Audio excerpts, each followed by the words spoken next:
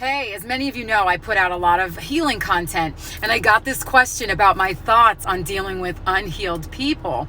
It's such a loaded question, and I can only speak from my own experience, but I do think the answer depends on what phase of the healing and awakening journey you're on.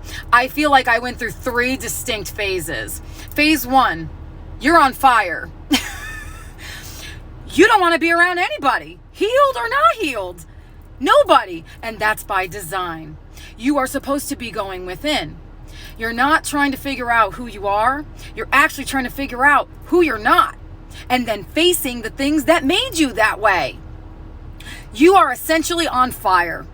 And if you're on fire, you can't be worrying about putting out other people's fires. Not yet, anyway. Phase 2. I call this Captain Save-A-Soul. Where I ran around trying to heal everybody. I wanted to show them what I know, and I wanted them to be feeling like I was feeling, and I was listening to conversations and trying to pick apart.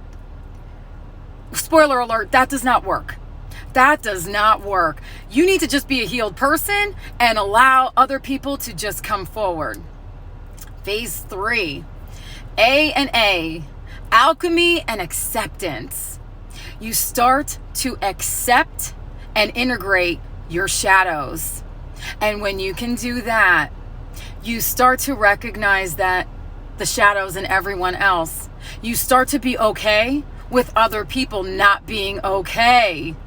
I remember I first did not want to be around anybody, and I was going to just cut everybody out that did not and then I started to see myself in all of them and find that they were fine just the way they are. And here's the other step. So then when you really get balanced, you start alchemizing situations and you start transmuting energy and you start changing those people, those situations. Now, I want to make something very clear. You are going to need to be healed and balanced and grounded and present to be able to discern the difference between just unhealed behavior and an abusive situation. Because that might require boundaries.